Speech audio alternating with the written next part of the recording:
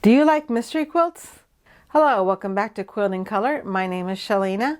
I'm so glad that you're joining me again today for the 15 Minutes to Quilt Challenge. I hope that you'll sew along with me today so that you can enter to win prizes. Today, I'm going to be working on my Dots and Dashes quilt again. This is a quilt that is a real mystery to me. Basically, you just take 1.5 inch strips, sew them end to end, and then once you're finished with that, you can just sew around and around on this like a log cabin. I cut 1.5 inch wide strips, but if you're one of those normal people, you'll want to cut 2.5 inch strips. And to me, this is going to be a mystery quilt. No matter how many times you make this quilt, it's going to look different every single time, just based on the fact that you're following the rules and just sewing around and around and letting serendipity do all of the work for you to create a quilt that is really unique. I've already started this quilt top a few days ago, and I'm still really excited about seeing how it turns out. And so I thought I'd just work on it again some more because I'm really excited to watch this mystery unfold. All of you have been doing a wonderful job sewing along with me and making so much progress in your quilt projects. And some of you have asked that we continue this 15 minutes to stitch going forward into the new year, and I have been mulling that over. So stay tuned until the end of the video and I'll tell you what my thoughts are about that. Let's get started. One of the people in the comments called this a snake. So I like the terminology of calling this a snake. So what I'm going to do is continue on to build on the snake to make this longer and longer. I'm going to alternate that with making this quilt top larger and larger also. Last time I think I didn't go clockwise all the way. Some of these looks like maybe I went a different direction. So what I'm going to do is to put a pin at the top so that I'll know where the top is. And then that way when I continue on, then I'll be able to make sure that I'm going in the same order over and over again. That's the rule that I made for myself for this quilt, is that I'm going to go around and around in one order and let serendipity take its course, and to keep the mystery of the quilt the way it is. I do have another quilt pattern that I made. It's called Matchstick Mountain, which is a very similar process, but instead of going in any particular order, there's more options about where to put the next part of the chain, the next part of the snake, I guess, now that we're calling it a snake. But in this particular quilt, it has to go in a particular order. And you can choose whether you want to go clockwise or counterclockwise, but I'm just going to keep going this direction, around and around on this quilt. So I'm just going to label it so that I can make sure that I keep the top at the top so I'll know which direction I'm going. And I think this is the last one that I was using. It's got the light green fabric here. And there's a light green fabric here that I think was the last piece that I sewed on. So I'll just continue on using this fabric to go on the chain. And I'll just keep adding on to this chain at the same time that I'm using it for the quilt. Turn the camera down so you can see what I'm doing.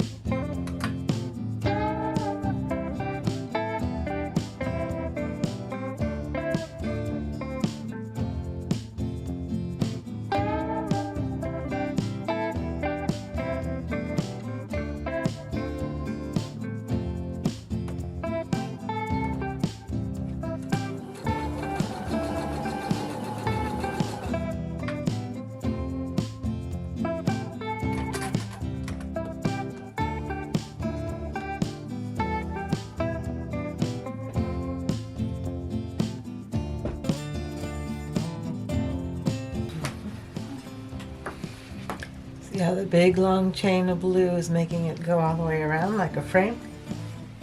And there's still more blue left.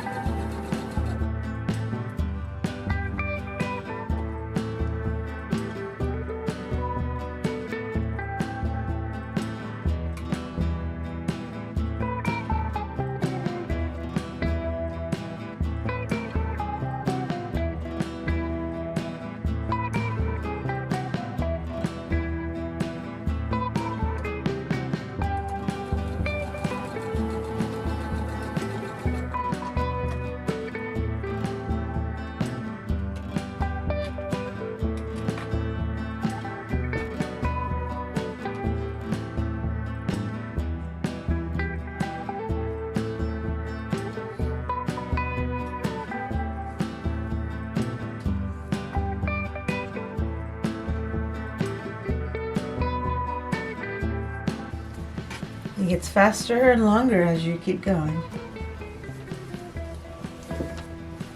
because the chains are getting longer.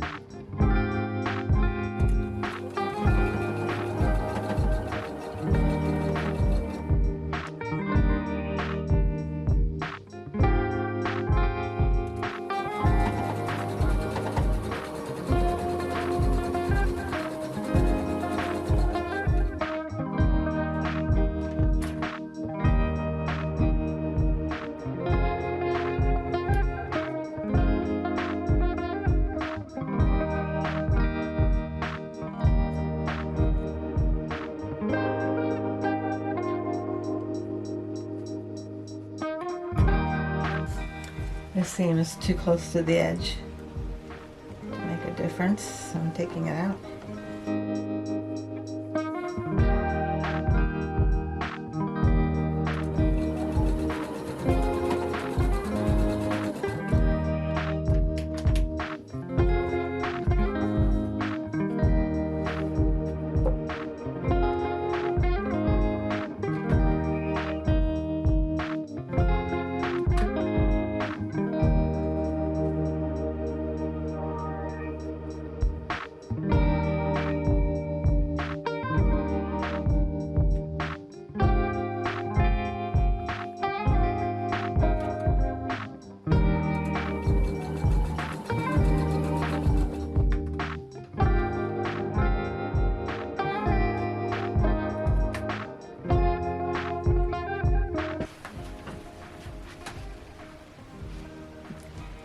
Do you see how every time you look at it, it looks different? Like a completely different quilt with each addition.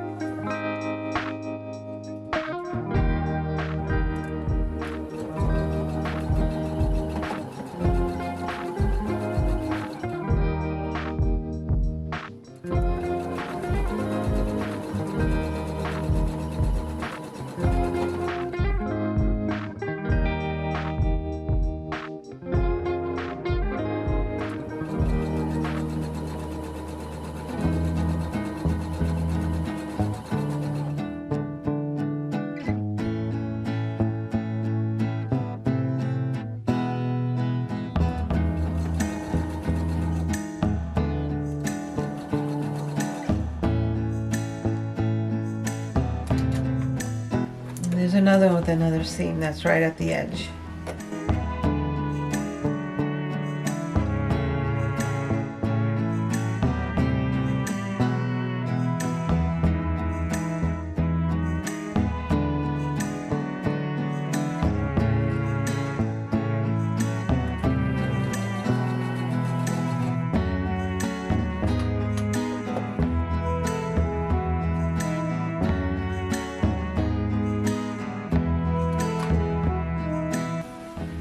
Chain keeps getting longer and longer as I use it.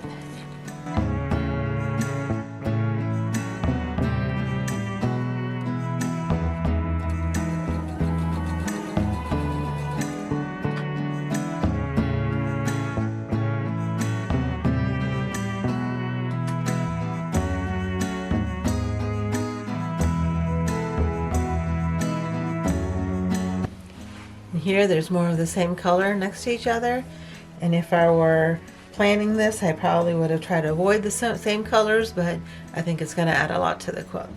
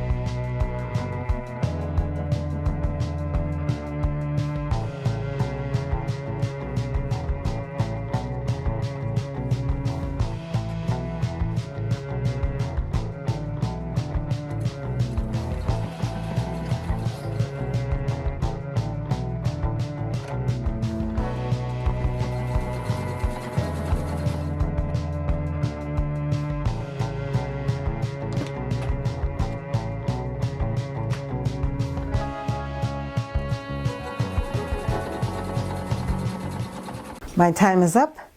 I've actually exceeded my time now, but I'm just having so much fun with this that I am having a hard time stopping. So here's where it looks now. I think it's wonderful. The long dashes really help show that rounding, round and around and around look to this quilt. And the little dots add a lot of interest to it.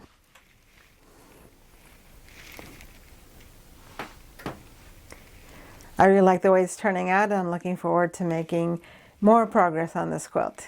So I hope that you enjoyed watching me make this quilt and unfolding the mystery as we kept going. I hope that you had a chance to sew along with me also. And if you did, be sure to leave a comment so that you can enter to win prizes.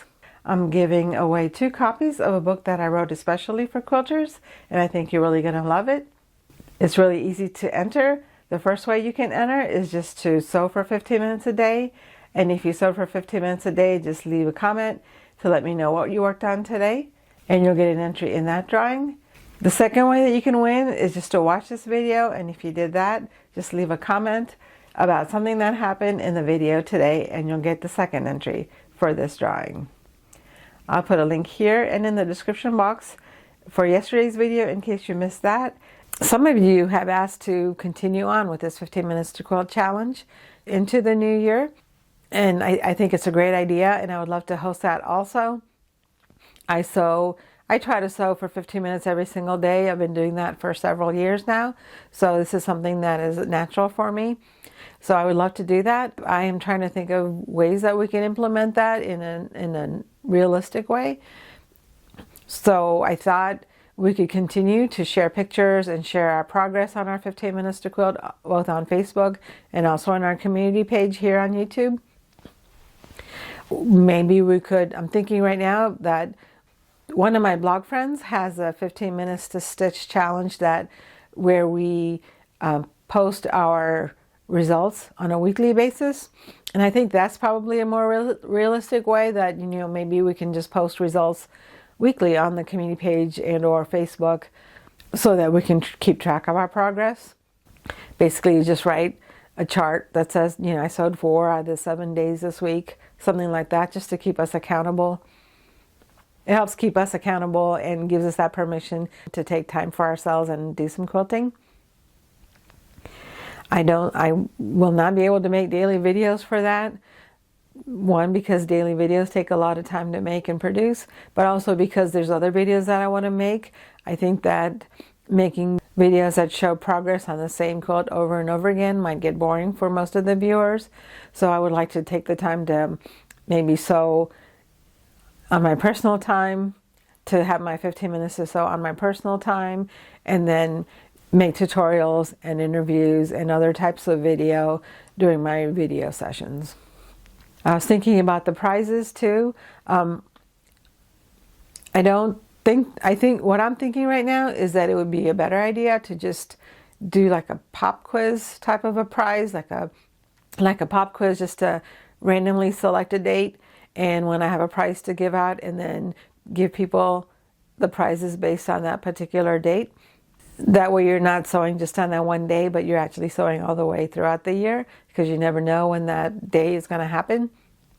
And I actually have some ideas about what kind of prizes that I can give to you.